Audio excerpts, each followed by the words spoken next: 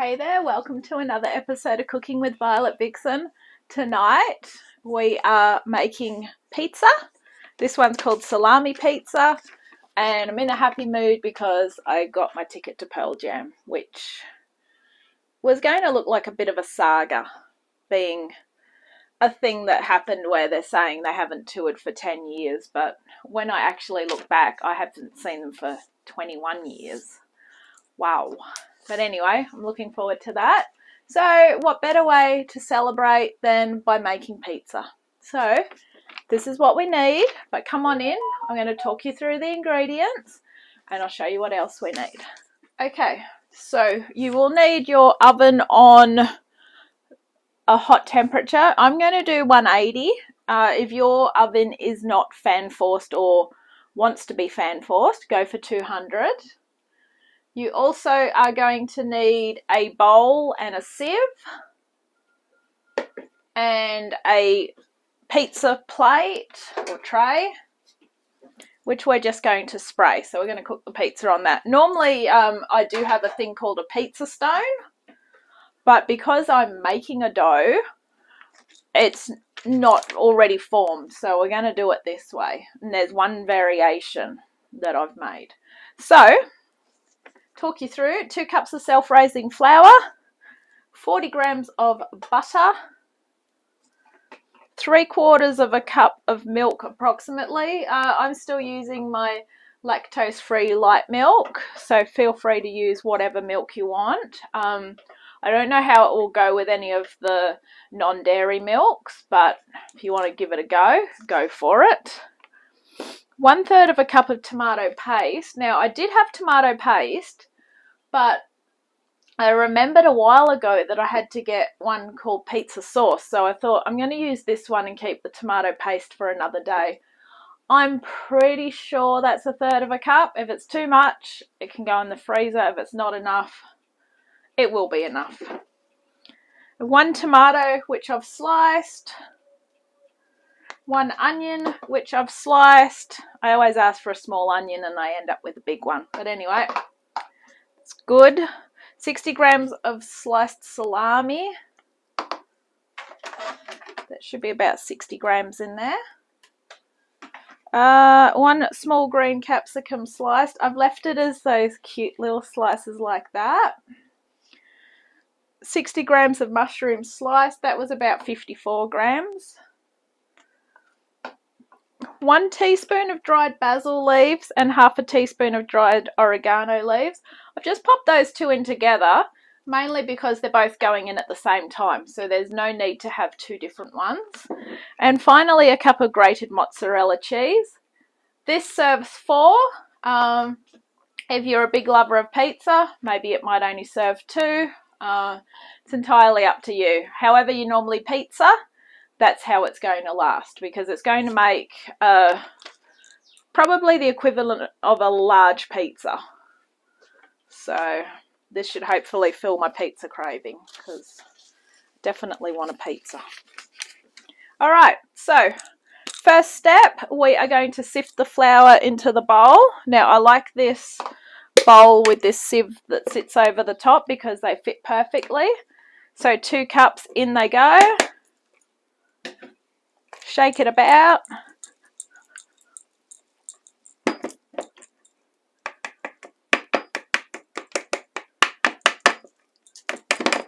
Okay, they are in. We are also going to rub in the butter, which is a technique that is used when making scones.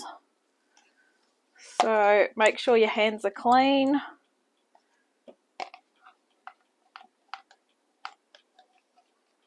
When I'm cooking, which I am quite a bit, I'm constantly washing my hands. But I'm just going to give them one more wash and a dry. If you're cooking a lot in your kitchen, my little tip is to make sure you got some antibacterial hand soap on your windowsill or near your sink, and a hand towel so that you can just wash your hands as many times as you need to. Alright, so try and use your fingertips, especially if you're like me and you've got a lot of rings on today.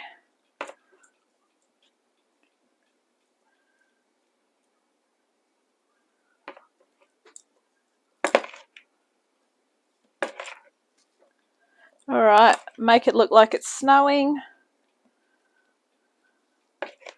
It wouldn't want to. We're still in our final few weeks of summer, actually.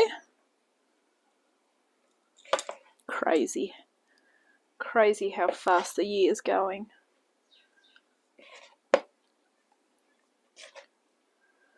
Alright. So when you've got the butter all in,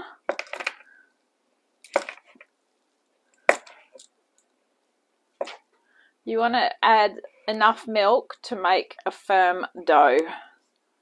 This is the fun part. You've got it all over your hands. So chuck some in. Make a well. For you that are new to cooking, you can't really see white and white. I apologise. A well is just where you move everything to the sides, and in the middle is where you put your liquid. Now you need a flat knife or maybe even a handy pink spatula for this job.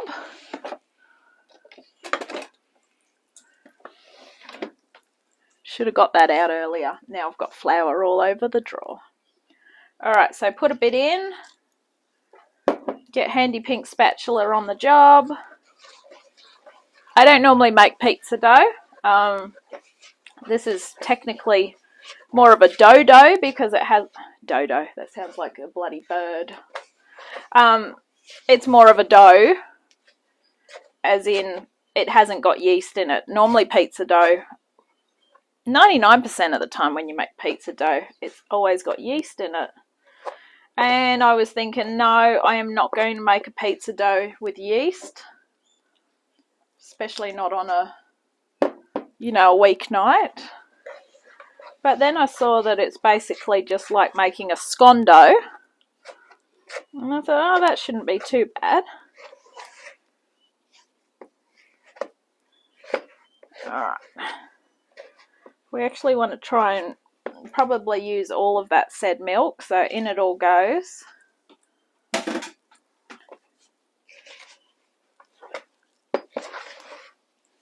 Now, make sure you do not put your flour away, because we are actually going to knead it on the bench. I might just be smart and try and knead it in the bowl, and then you can actually pat it out. Alright, when it's all doughy and not floury, and I'll show you what I mean by that. That's doughy. Floury is obviously, you've got light bits still. There's still a little bit, but most of it, you can punch it down. And just go for it. Now, it's good to have a little bit of flour on it, mainly just so it doesn't get too sticky. So, this is where, if you had another person helping you, it would be awesome right now. Because you're going to get flour all over this as well.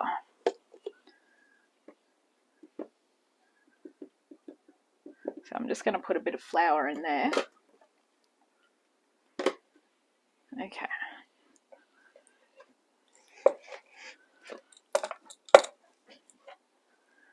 I'm not being 100% lazy by not tipping it out on my bench, but I am. Okay. That's good. That is perfect. Alright. So, save myself a bit of washing up.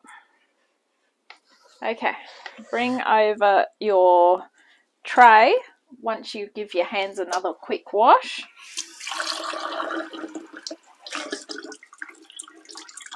When you're doing flour, anything like this, it's always even a good idea to just have a chucks or something close by to wipe your hands on, or just a bowl of water.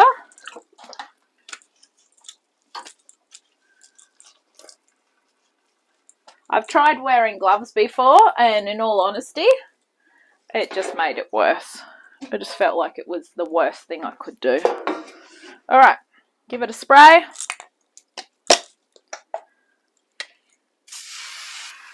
Okay, so this should be about a 30 centimetre plate. When I brought it, I think it is called a pizza tray anyway. Not that I make much pizza on it. I more use it for putting cakes and things on. It's being used for its original purpose finally.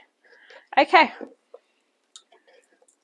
Roll dough out large enough to fit a greased pizza pan. Okay. Maybe I do need the rolling pin. Okay, I'm going to grab my rolling pin. If you've seen my rolling pin, it's a really heavy one. Of course I put the lid back on. Oh, come on. And don't mix your flours, so you do need to use the same flour. Alright. I'm going to get the big boy. Look at that. I cannot remember where we got this from. But once Mama got this one, she basically gave up on using the wooden one. Alright, here we go. Just roll away. Rolling, rolling, rolling.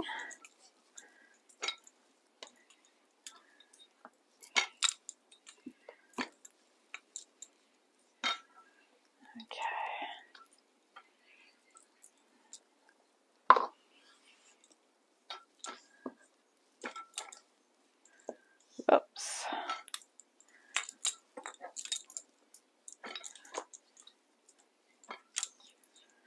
Alright.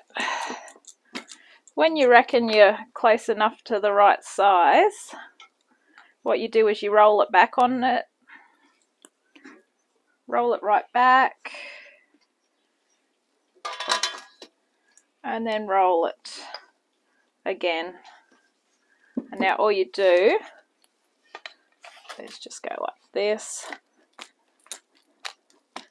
And just punch it. Making pizza is good stress relief.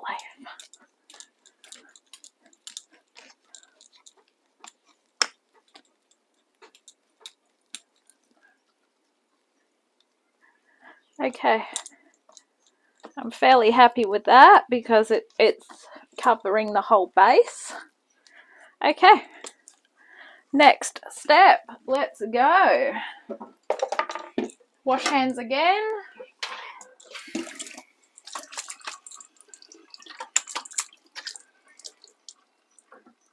It's a good thing I don't have much nails again. Every time they start to grow, they get brittle and they break. Anyway, all right. Once we're onto this, we want to spread the dough. We don't want to spread the dough. Well, we do want to spread the dough with the pizza sauce. That is correct. Oh, God. They don't want you to get into this. No.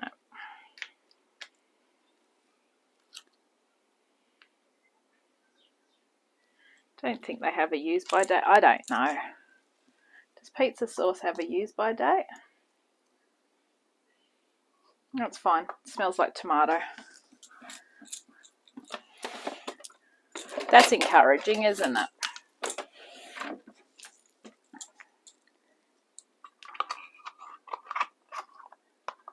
Well, as I say, it's better to use up something than use something else. Yeah, no, that's fine. It just looks darker, almost like a barbecue sauce. But it's got herbs in it as well. So it's fine. Alright. Okay, now comes the fun part. Try and not have huge piles of sauce in some areas and then some dead spots. Alright, when you're happy with it,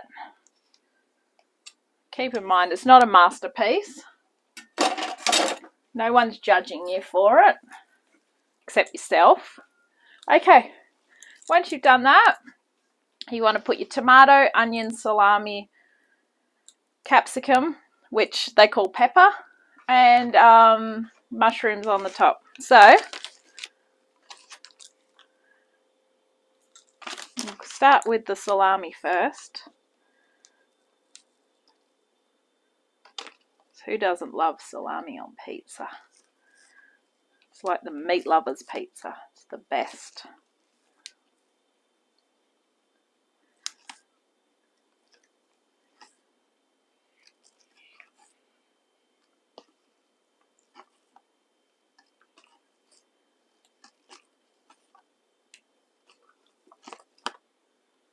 Alright, that is done. Okay, next up, I'll go onion next.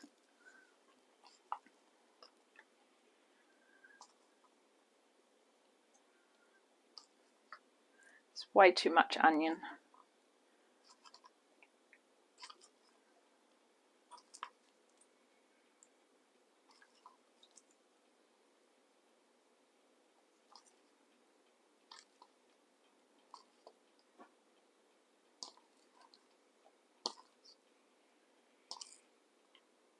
Alright, I'll leave that bit aside. Tomato, I chopped up a lot bigger, so there might be less tomato, which is good.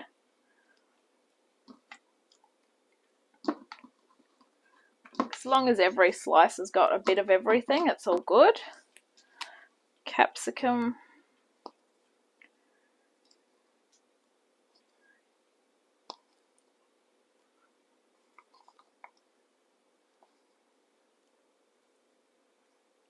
I'll have a snack of that. I did like that one. Put your mushrooms in. Look at that. That is looking huge. God. Alright. Once you've done that, sprinkle the herbs over the top.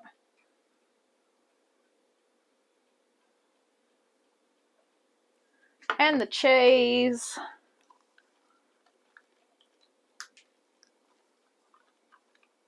Cheese is basically what's going to bind it all together, so do not drop the cheese.